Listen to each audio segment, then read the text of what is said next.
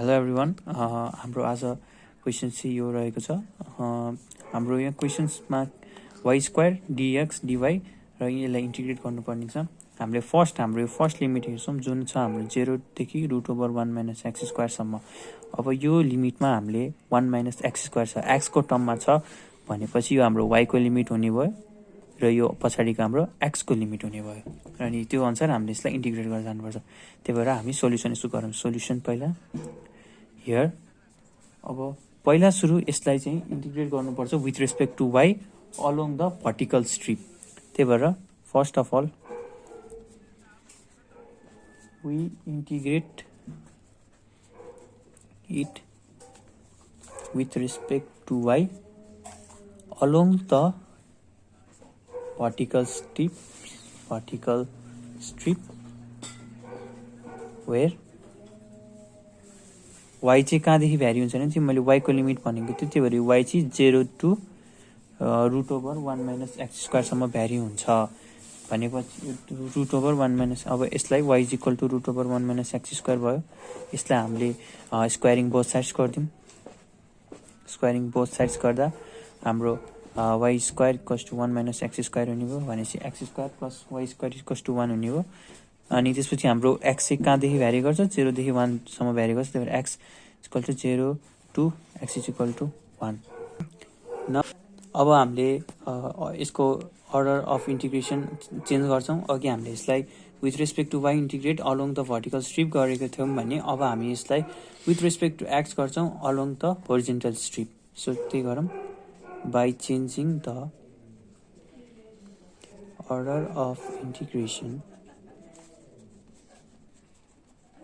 we integrate। अब अघि हामीले y को रेस्पेक्टमा गरेको थियौँ भने we integrate it with respect to x। अघि भर्टिकल स्ट्रिपको अलोङमा थियो, अब यसलाई होरिजेन्टल स्ट्रिपको अलोङमा इन्टिग्रेट गर्छौँ।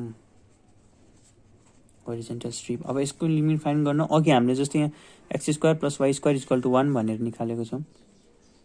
अब यसलाई यो गर्दा x square equal to 1 minus x y square हुन्छ अनि यसलाई गर्दा √1 माइनस वाइ स्क्वायर हुन्छ। त्यही भएर हाम्रो यसमा चाहिँ एक्स भ्यारिज फ्रम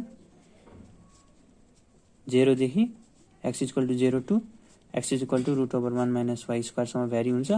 अनि वाइ चाहिँ हाम्रो अघि जस्तै 0 to y is equal to 1 सम्म भ्यारी हुन्छ। हाम्रो क्वेसन अघि हामीले निकालेको x square equals to y square equal to 1 छ भनेपछि यो एउटा सर्कलको इक्वेसन हो जसको रेडियस 1 छ र सेन्टर 0 0 छ। त्यही भएर हामी अब यसको फिगर बनाऊँ। पहिला सुरु हामीले एउटा सर्कल बनायौँ। यसलाई बिचबाट इन्टरसेक्ट गरौँ। यस्तो गरौँ र यसको अब हाम्रो एक्सको भ्यालु हामीले x varies from 0 to 1 x equal to 1 भनेको छौँ भने हामीले यसरी एक्स इज इक्वल टु 1 को बनाउँछौँ। यो हाम्रो वाइ एक्सिस भयो, यो हाम्रो एक्स एक्सिस भयो र हाम्रो यो सर्कल चाहिँ x square plus y square equals to 1 भयो। अब हामी यसलाई इन्टिग्रेट गर्न लाग्छौँ। त्यही भएर नाउ अब हामी अघि के भनेको थियौँ भने वाइको भ्यालु कतिदेखि कति भ्यारी हुन्छ भनेको थियौँ 0 टु 1 भ्यारी भनेको थियौँ र एक्सको भ्यालु चाहिँ 0 देखि √1 माइनस वाइ स्क्वायरसम्म भ्यारी बनाएको थियौँ र हाम्रो क्वेसन चाहिँ वाइ स्क्वायर डिएक्स डिवाई छ। पहिला सुरु हामीले वाइ स्क्वायर डिएक्स गऱ्यौँ यसलाई योसम्म अनि त्यसपछि पछि डिवाई गर्ने भनेपछि यसको हाम्रो 0 टु 1 हुने भयो। अब वाइ स्क्वायर डिएक्सको इन्टिग्रेसन हाम्रो सिम्पल छ। डिएक्सको इन्टिग्रेसन वाइ एक्स हुन्छ भनेपछि यो भयो हाम्रो यो लिमिट राख्दा √1 माइनस वाइ स्क्वायर भयो डिवाई भयो भनेपछि यो भ्यालु सब्स्टिट्युट गर्दा y square times 1 minus y square d y भयो। अब हामी यसलाई वाइलाई चाहिँ साइन थीटा भनेर सब्स्टिट्युट गर्छौँ। त्यही भएर लेखौँ put y is equal to sine theta. अब थीटा डेरिभेटिभ गऱ्यौँ भने डिवाई साइन थीटाको derivative cos theta d theta भइहाल्छ। अब हामीले लिमिट चेन्ज गर्नुपर्छ। जब हाम्रो वाइको भ्यालु 0 थियो तब थीटाको भ्यालु कति हुन्छ 0 हुन्छ र जब हाम्रो वाइको भ्यालु चाहिँ 1 हुन्छ त्यसपछि थीटाको भ्यालु चाहिँ π/2 हुन्छ। अब यसलाई हामीले त्यो चेन्ज गरेर सबै थोक टेकौँ भनेपछि आईको भ्यालु कति हुन्छ हाम्रो नयाँ लिमिट छ 0 देखि π/2। हामीले वाइ भनेको साइन थीटा भनेपछि यो साइन स्क्वायर थीटा भयो टाइम्स 1 माइनस वाइ स्क्वायर भनेपछि 1 माइनस साइन स्क्वायर थीटा भयो र dyको भ्यालु हामीले cos थीटा d थीटा लेखेको छौँ, त्यही भएर यो भयो। अब हामी यसलाई चेन्ज गरौँ 0 देखि π/2 sin स्क्वायर थीटा, हामीलाई 1 माइनस sin स्क्वायर थीटा भनेको cos थीटा थाहा छ भनेपछि cos theta into cos theta भनेको cos square theta d theta हुन्छ। अब यसले यसलाई हामीले बीटा गामा उसबाट हामीले उसको यसलाई इन्टिग्रेट गर्न सक्छौँ।